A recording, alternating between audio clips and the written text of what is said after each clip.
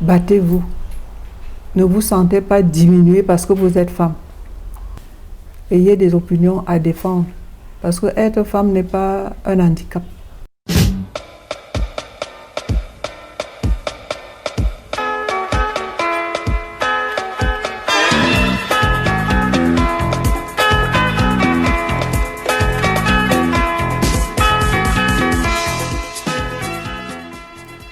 Bonjour, c'est parti pour 13 minutes d'anthologie. Aujourd'hui, CRTV News donne la parole à une icône, un symbole fort, un emblème fort de l'histoire de notre pays, Delphine Tsonga, la toute première femme ministre du Cameroun, femme de pouvoir, femme de lettres, mais surtout féministe de la première heure.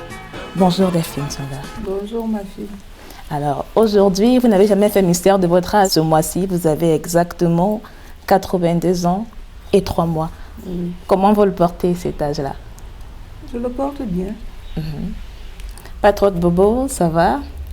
Oh, maintenant ça va un peu moins bien parce que depuis que je me suis fait opérer le genou, je ne suis plus comme avant.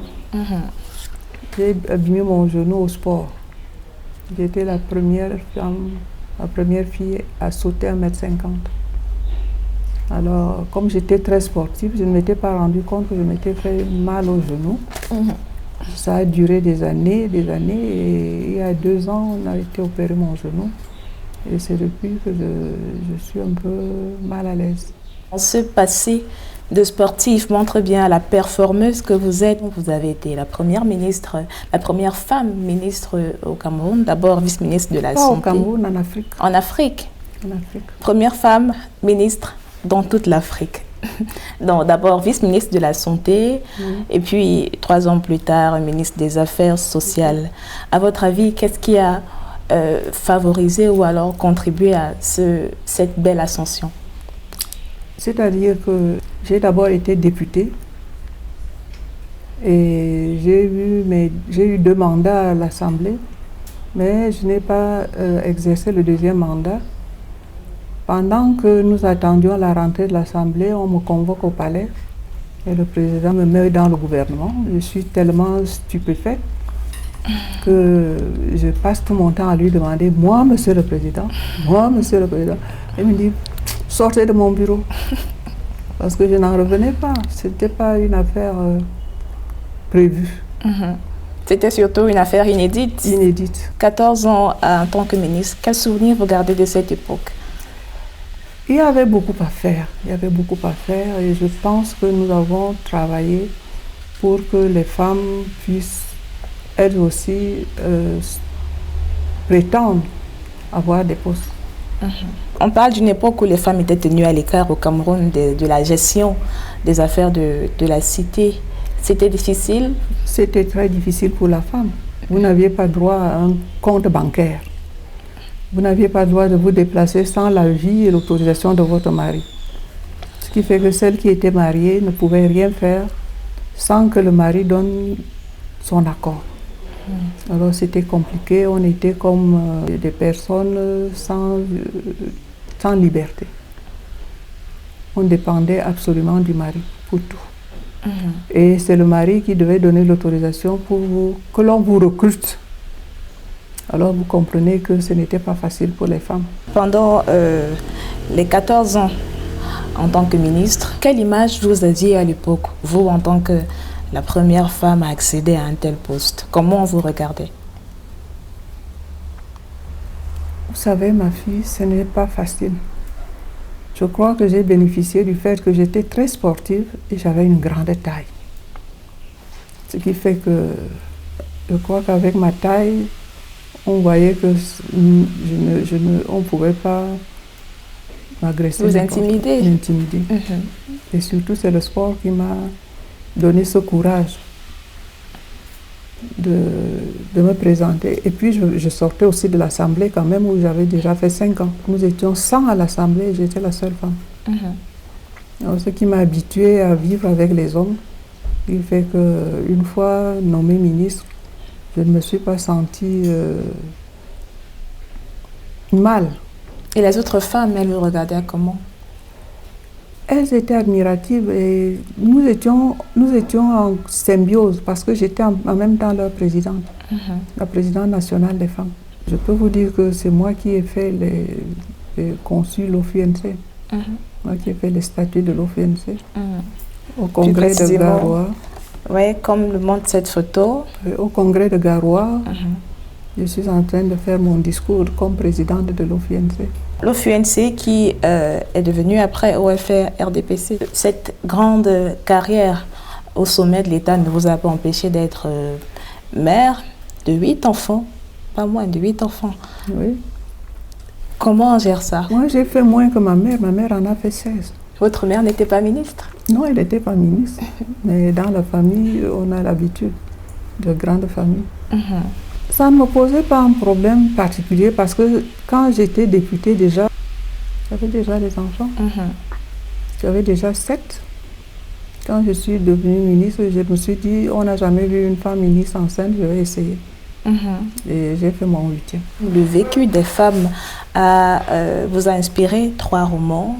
Tous ces romans-là retracent un peu l'évolution de la femme camerounaise. Aujourd'hui, quand vous regardez le paysage politique, quel regard vous posez sur ces paysages-là?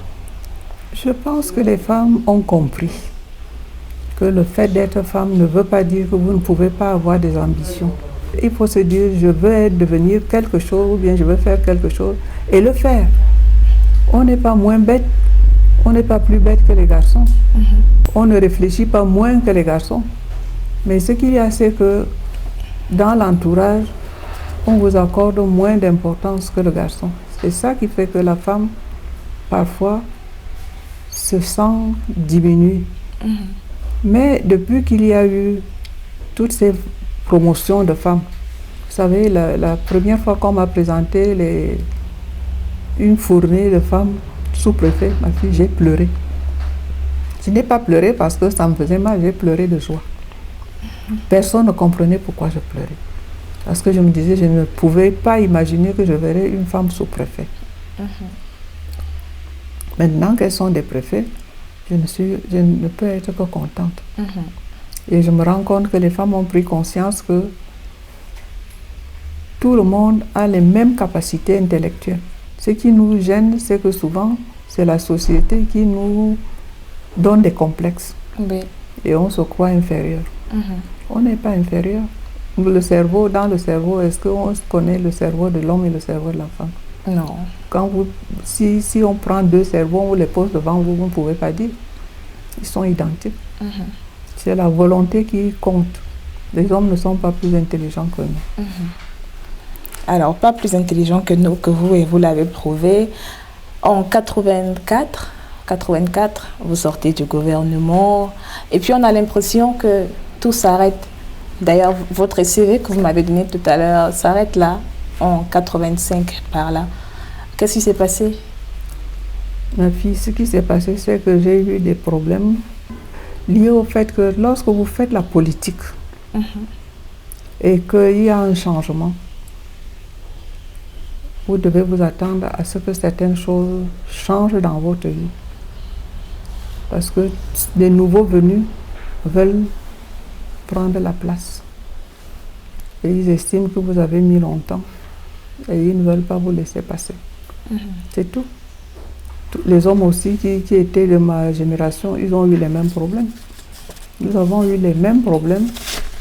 C'est-à-dire que la passation d'une génération à une autre est toujours difficile.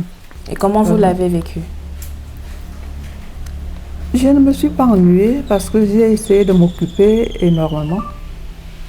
J'ai fait beaucoup de choses. Je ne m'ennuie pas. Quand il y a pas, je ne peux pas faire la politique, je ne m'ennuie pas. Je trouve toujours quelque chose à faire. Je faisais les jus de fruits, j'ai eu beaucoup d'activités comme ça. J'ai même breveté mes jus de fruits.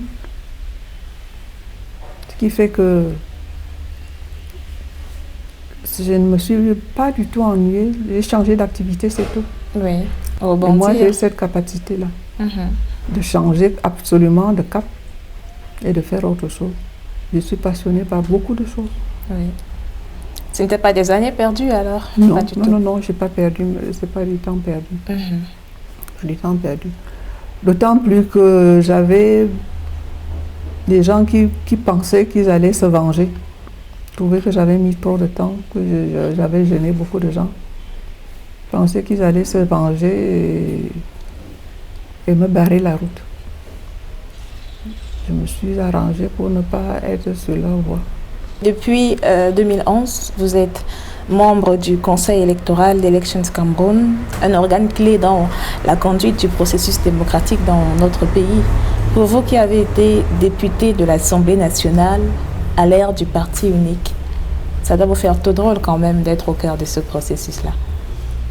Il faut vous avouer que quand j'ai vu que le RDPC, les gens du RDPC, me trouvaient encombrante, je suis entrée à l'UNDP. J'ai été jusqu'à être vice-président de l'UNDP. C'est une évolution normale qu'il y ait plusieurs opinions dans la vie d'un pays.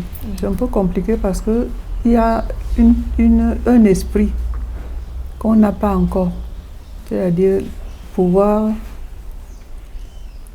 permettre que tout le monde exprime son point de vue. Les responsables des partis ont parfois de la difficulté à recruter les gens, parce que les gens s'imaginent que c'est le parti au pouvoir qui doit faire la loi, alors qu'il y a une possibilité d'avoir d'autres opinions, il y a une possibilité d'avoir d'autres façons d'aborder la vie. Vous me disiez la dernière fois justement qu'on s'est rencontrés, vous me parliez de courage, comme le mot qui définirait le mieux votre parcours. Qu'est-ce que vous souhaiteriez qu'on retienne de Delphine Tsanga? Je voudrais qu'on retienne que je me suis battue pour que les femmes avancent. Même pas, ce n'est pas seulement au Cameroun.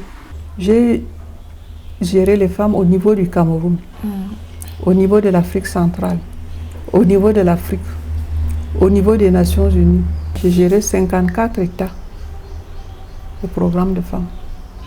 Je croyais en ce que je faisais. J'ai défendu les femmes à tous les niveaux.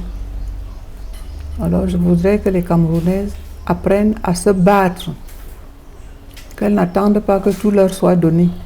Une femme qui se bat peut réussir. Il faut qu'elle le sache. Quand vous êtes convaincu de ce que vous faites, vous réussissez.